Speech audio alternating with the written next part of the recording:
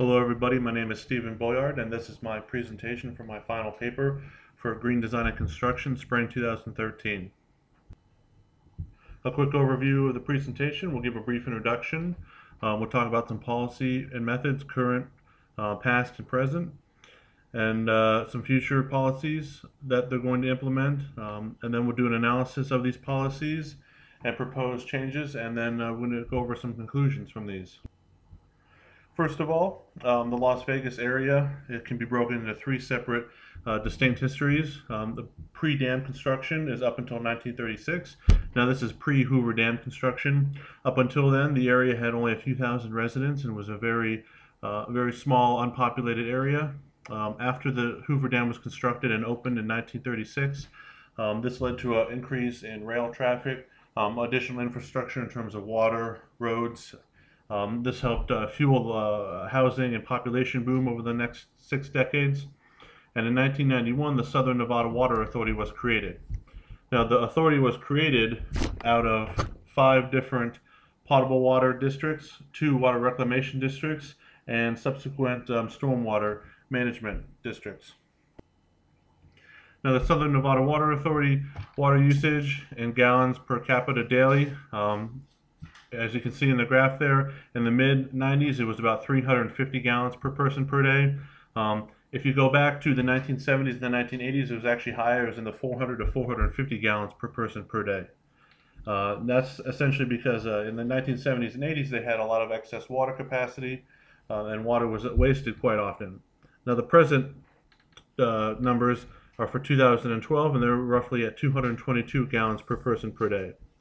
Now, if you look at the graph, you'll see that the hopeful prediction is that by 2035, they're going to reduce this usage to 199 gallons per person per day. However, it should be mentioned that the national average is somewhere around 150.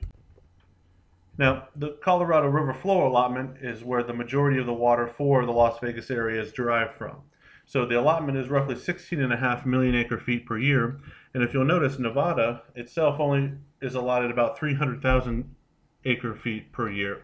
Now, this is the smallest of any state or country, and this is primarily because in 1936, when these allotments were allotted, when the agreements were signed, the area had less than 25,000 residents, and 300,000 acre feet was considered more than enough. Now, since Lake Mead is part of the Colorado River system and it supplies roughly 88% of the Southern Nevada Water Authority's water needs, we should review a few fast facts here. The maximum lake capacity is roughly 27.5 million acre feet, and this is at an elevation of about 1,220 feet above mean sea level.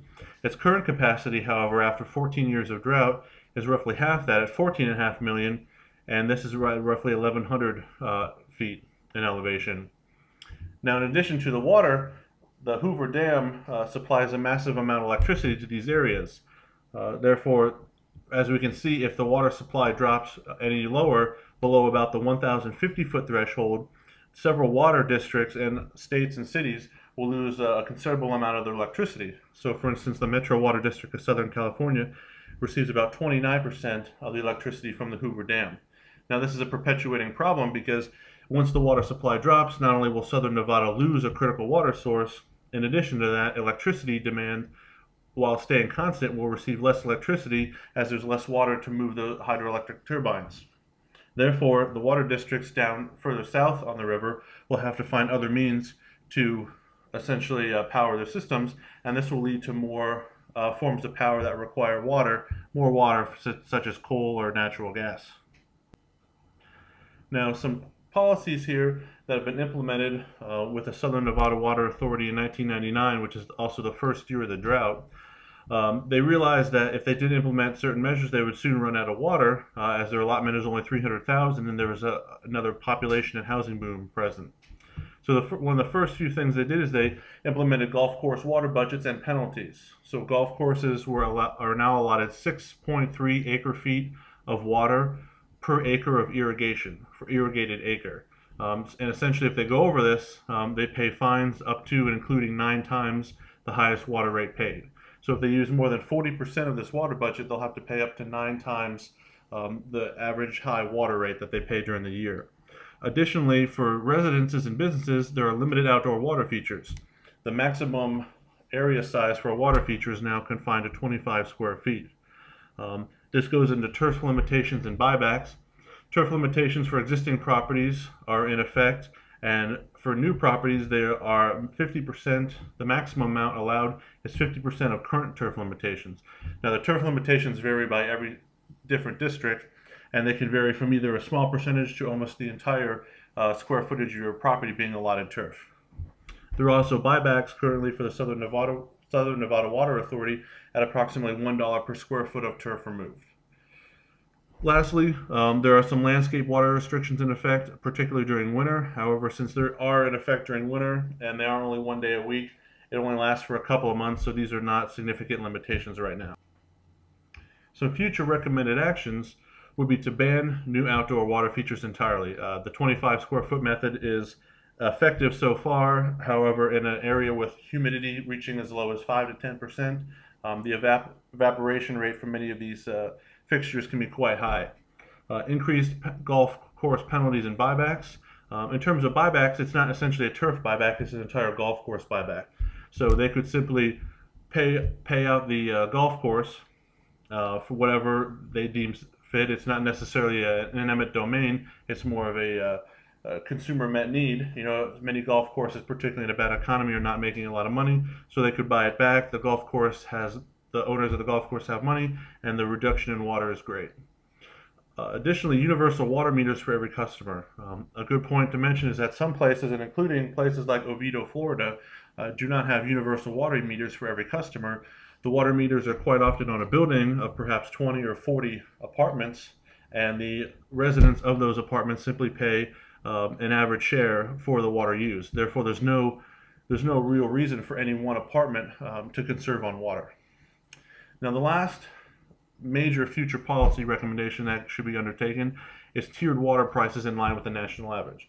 Now, there are two ways we can do this. The first is household size. It's roughly 2.6 persons per household, and the national average is about 90 gallons per capita daily. The other method would be a square foot method, giving more credits and cheaper prices to smaller household footprints. And the national average is about 2,300 square feet. Now, if you see here, these are the potable water rates per 1,000 gallons used every month. There are 5 main color lines there are the 5 water districts in the Southern Nevada Water Authority. As you can see, there is one outlier to the south. The city of Boulder has very low prices for water, and it doesn't even increase to the maximum until 60,000 gallons, whereas the average customer would have to pay the maximum rate at between 25 and 30,000 gallons. Now, we can see 2 lines in the background that are now highlighted. This is the city of Sanford and the Orlando Orange County Utilities. Essentially, Southern Nevada water area has about 5 or 6 inches of rain annually, versus the Central Florida area, which has about 36 inches of rain annually. And as you can see, the Central Florida area is paying higher water prices, both initially for the city of Sanford, and the terminal high water price is roughly $5.20 a gallon. Now, this is significantly higher than many of the ones out west, where they have lower water annual rainfall rates, and they have drought issues right now. So clearly, the prices of the water could be increased in line with national standards.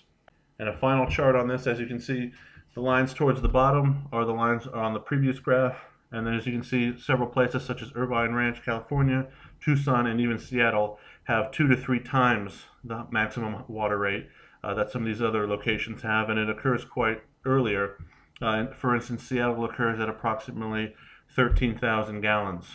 So, whereas in the city of Boulder, you'd only be paying $1.25, in the city of Seattle, you'd be paying $11.50. Now, some future recommended actions. Charge commercial customers based upon usage rates and give them credits for efficiency. Currently, commercial customers are based upon the connection pipe diameter. So if it's 12 inches, they pay a certain rate. If it's 6 inches, they pay a different rate. They don't really give credits for how efficient a business is, how many customers they have versus how many gallons of water they're using. Either encourage or mandate LEED, Green Globes, some sort of certification, environmental certification program. A good example of this is the City Center. It is a brand new development that opened a few years ago. It has 6 LEED Gold certified structures, resulting in the largest private funded infrastructure project in the world at about $8.5 billion. It's 17 million square feet of gross retail and residential space. Some of the environmental points is an 8.5 megawatt cogeneration natural gas plant, and the waste heat from this plant is actually used in the hot water for the buildings. And overall, there's a 30% reduction in interior water demand and 60% reduction in exterior irrigation water demand over conventional designs, resulting in approximately 50 million gallons per year of saved water. Our last recommended action is actually to increase water flows to the region, not simply efficiency. So currently, the only proposal for this that has been deemed feasible by the Southern Nevada Water Authority is the Great Basin Pipeline Project. Now, we have some fast facts up here, but essentially it's going to be over 300-mile long pipeline. It stretches from Las Vegas all the way up into northern central Nevada, just outside of Baker, Nevada. It has several hundred wellheads that will need to be located, a 100 million gallon a day treatment plant, several hundred miles of high voltage power line resulting in almost 100 megawatts max of power. Additionally, there'll be collector pipes, new roadways, staging areas, and the total estimated cost was at approximately $10 to $15 billion. However, if you'll notice in the November 2012 application that was actually approved versus the March 2011, the actual allotted amount of water rights that they were granted in their application has been cut in half from 184,000 to 92,000. And that $10 to $15 billion estimate was for that March 2011 application. So it's probably been reduced. It's not proportional reduction, but it will probably be closer to the $8 to $10 billion mark now. So a quick analysis and conclusion. The current measures that they have implemented since 1999 are working.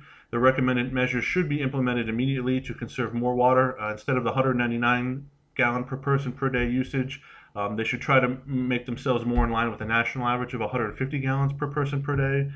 Eventually, they will need to increase. So the Great Basin Project is their only plausible inflow increase right now. It will be expensive, environmentally tricky, as it is estimated to cost between $1,500 and $2,500 per acre foot for a 50-year bond, and that the increase in some of the costs is due to a 4-stage development. Right now they're paying between $600 and $1,200 an acre foot for the Lake Mead water, so this is clearly a doubling of the cost. The 4 stages is part of the application for groundwater. In order to get those applications moved through, the authority needs to have 2 to 5 years of hydrologic and biological data. It's a 3-stage effect, 38,000 acre feet the first 8 years, 12,000 in the next 8-year period, and after that, as long as the hydrologic and biological data works out and nothing is being degraded, they can achieve their maximum of approximately 92 to 93,000 acre feet a year after that. A few of the concerns that were brought up in the project: there's great potential for the increase in frequency and magnitude of dust storms because of desertification, certain global climate change impacts. Additionally, the dust storms in there are more hazardous because the Nevada nuclear test site is actually adjacent to this area, and many of the particles are actually radioactive. The aquifer drawdowns and environmental degradation. Many of the area wildlife use large springs and small springs alike for drinking water. If the aquifer drawdown is too excessive, many of those springs may dry up. The Native American cultural and social impacts. The wildlife in those springs actually provides sustenance to the local Native American culture. The local economies are quite often built on recreational tourism. So if the agriculture, if the wildlife, if the environment as a whole is impacted, this could severely reduce local economies. And of course, the potential for poor implementation and political mismanagement in future and successive generations. It will take approximately 30 to 40 years for this to be built. By then, most of the individuals that were a part of drawing up these plans will be long gone, and their successors will have to implement them appropriately. Lastly, we can see a quick overview here of several alternatives. These range anywhere from coal bed methane water production to brackish water desalination, ocean water desalination on the California coast, and trading credits for water desalination for the Lake Mead Reservoir. And lastly, you can see at the very bottom right-hand corner, even including weather modification. However, the environmental impacts of that have not been fully vetted.